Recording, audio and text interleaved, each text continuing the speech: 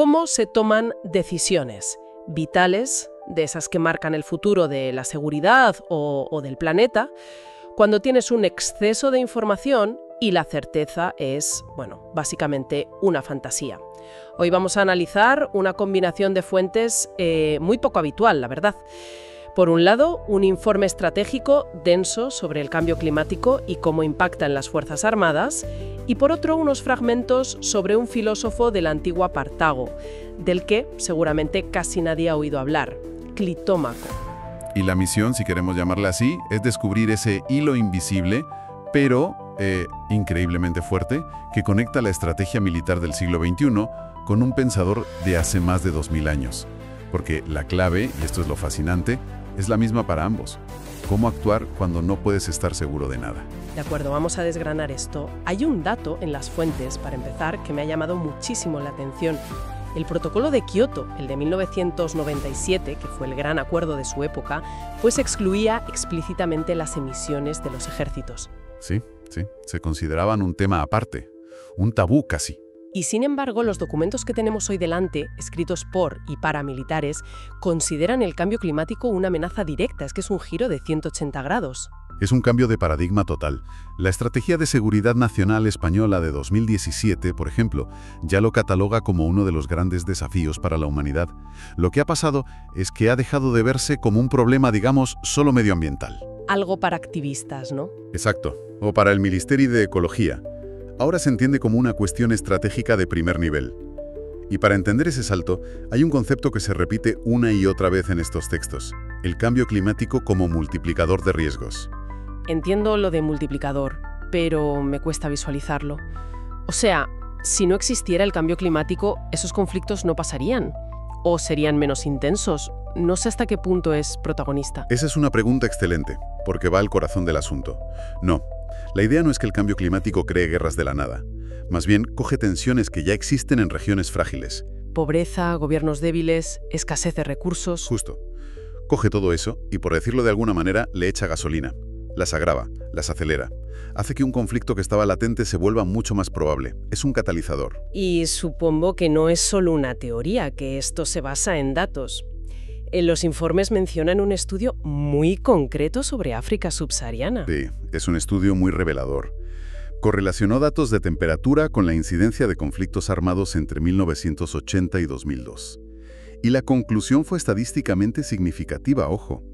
Un aumento de solo 1 grado en la temperatura se correspondía con un incremento del 4,5% en la probabilidad de una guerra civil. Uf, un 4,5%. Y esto es clave.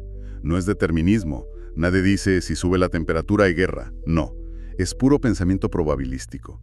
El riesgo aumenta de forma medible y para una estratega, pues gestionar probabilidades es el pan de cada día. Claro, y para que no parezca un problema lejano, los documentos lo aterrizan de forma muy directa en España. Las proyecciones del IPCC son bastante crudas. Veranos que podrían ser entre 2 y 4 grados más cálidos para finales de siglo y menos lluvia, sobre todo en el sur. Lo que nos lleva directamente a otro concepto estratégico que aparece en los textos. El nexo agua-energía-alimentación. Es fundamental entender que no son sectores independientes, forman un sistema. Están interconectados. Exacto. Una sequía prolongada no solo arruina cosechas, que afecta a la alimentación, sino que también reduce la capacidad de generar energía hidroeléctrica, por ejemplo, o limita el agua para refrigerar otras centrales. O sea, que un problema en un punto de la cadena genera una crisis en cascada en los otros dos. Y para un país como España, con el sector agrícola y el turismo tan dependientes del clima, esto suena a vulnerabilidad estratégica de primer nivel. Lo es, sin duda.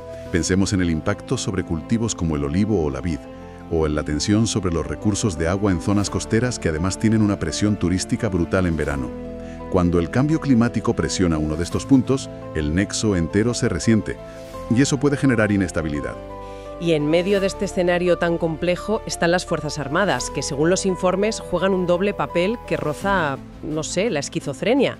Por un lado, son parte del problema, y los datos son para quedarse helado. Citan que un caza, un F-16, consume en 1 hora el combustible que un coche normal usaría en 3 años. En 1 hora. En 1 hora. Es una pasada. La escala es difícil de asimilar. El Departamento de Defensa de Estados Unidos es, por sí solo, el mayor consumidor institucional de petróleo del mundo. Uno de los textos lo llama un estigma de poder, una huella de carbono gigantesca. Pero, y aquí está la clave de su cambio, también se ven como parte indispensable de la solución. Vale, ¿y cómo se articula esa solución? Pues se aborda desde dos frentes, mitigación y adaptación. La mitigación es, básicamente, reducir esa enorme huella de carbono. Hay un esfuerzo, aunque todavía incipiente, por electrificar vehículos, poner paneles solares en las bases. El caso español que se menciona es interesante. La gestión de las masas forestales del Ministerio de Defensa actúa como sumidero de carbono. Se calcula que absorben unas 132.000 toneladas de CO2 al año. Es una gota en el océano, pero supongo que indica una nueva conciencia. ¿Y la adaptación? La adaptación es quizá donde su papel se vuelve más visible y crucial a corto plazo. Son plenamente conscientes de que los desastres naturales van a ser más frecuentes e intensos. Inundaciones, incendios. Eso es. Y por su capacidad logística, su disciplina y su despliegue rápido, las Fuerzas Armadas son a menudo los únicos con capacidad de dar una primera respuesta efectiva. Se están preparando para un aumento exponencial de misiones de ayuda humanitaria. Su rol ya no es solo la defensa contra un enemigo. Es la resiliencia de la nación. Exacto. Es garantizar la resiliencia frente a estas nuevas amenazas. Es fascinante este cambio de mentalidad. Pasar de la certeza de la fuerza bruta a gestionar probabilidades. De la defensa de fronteras a la defensa de ecosistemas. Y me pregunto, ¿esta forma de pensar, de actuar sin tener todas las respuestas, es algo nuevo? ¿Nacido de la era de los superordenadores o tiene raíces más profundas? Pues, sorprendentemente, las raíces son profundísimas. Y para encontrarlas, como sugerías al principio, tenemos que viajar muy lejos en el tiempo. A la antigua Cartago, siglo II a.C., y a la figura de Clitómaco. Un personaje del que, sinceramente, no había oído hablar en mi vida. ¿Quién era exactamente? Era un personaje extraordinario. Nació en Cartago, la gran rival de Roma, pero su brillantez le llevó a Atenas, el centro del mundo. Allí estudió en la Academia, la escuela que fundó Platón, y llegó a dirigirla. Clitómaco pertenecía a los escépticos académicos. ¿Y qué significaba ser escéptico entonces? Porque hoy la palabra tiene otras connotaciones. Buena pregunta. No era ser un cínico que no cree en nada. Era adoptar una postura de duda metódica, de cuestionarlo todo, sobre todo las verdades que se presentaban como absolutas. Un antídoto contra el dogmatismo. Exactamente. Y su gran preocupación no era la contemplación abstracta, era algo tremendamente práctico. Si no podemos alcanzar la certeza absoluta sobre casi nada, ¿cómo podemos tomar decisiones? ¿Cómo puede un juez dictar sentencia o un médico recetar un tratamiento? ¿Estamos condenados a la parálisis? Es el mismo dilema, palabra por palabra, de un estratega climático en el siglo XXI. La parálisis no es una opción. Precisamente. Y la solución que propuso Clitómaco es lo que se conoce como probabilismo académico. Su idea central es que, aunque la certeza sea inalcanzable, podemos evaluar nuestras creencias. Algunas son más persuasivas, más razonables, más probables que otras. Y con eso es suficiente para actuar. Espera un momento. Hay una frase en las fuentes que se le atribuye y que me ha dejado pensando. Actúa según lo más razonable que tienes, sabiendo que puedes estar equivocado. Esto suena increíblemente moderno. Podría estar en un manual de gestión de riesgos de hoy. Y me dices que tiene 2200 años. Suena así porque los problemas fundamentales de la toma de decisiones no han cambiado tanto. Lo revolucionario de esa frase es que contiene dos ideas. Primero, te da permiso para actuar.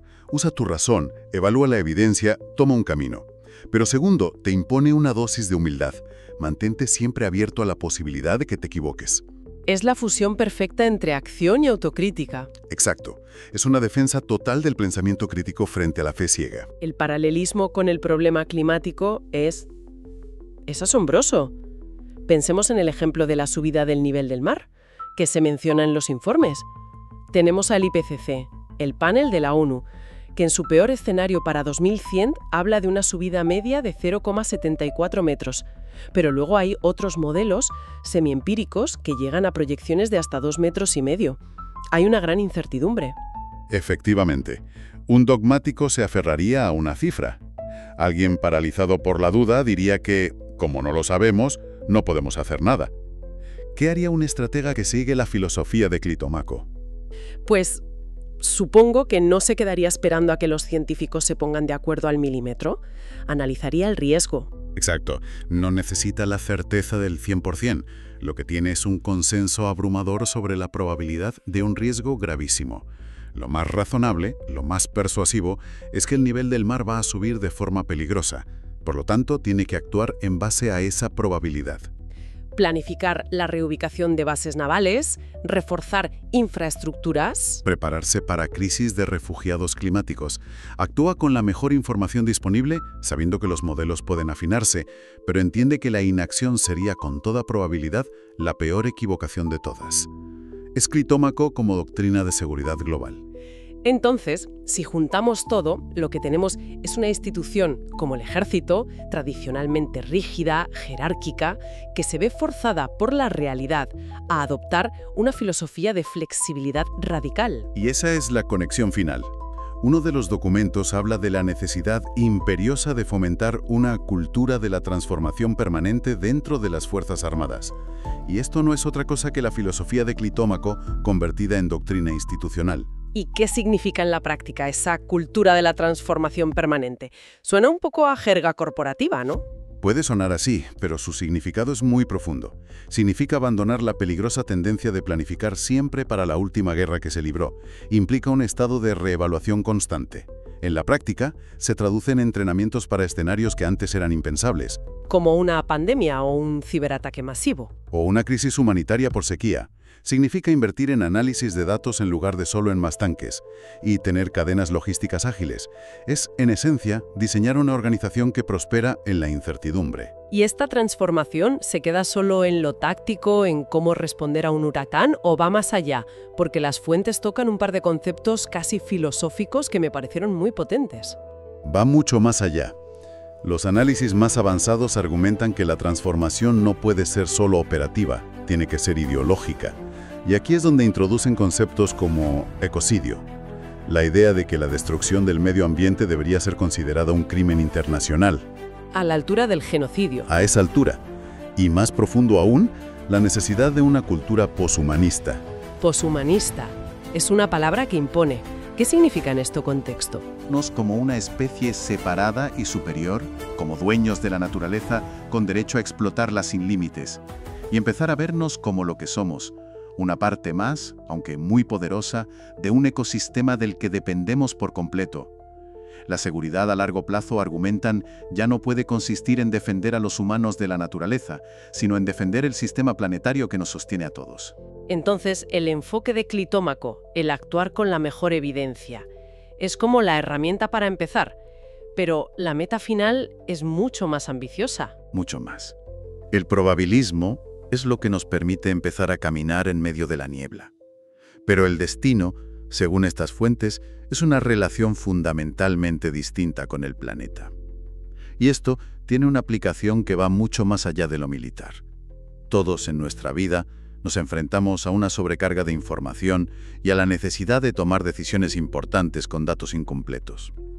Y la tentación es, o bien buscar un gurú que nos dé una respuesta simple y dogmática. O quedarnos paralizados por el miedo a equivocarnos. Exacto. Y Clitómaco nos ofrece una tercera vía, la vía razonable.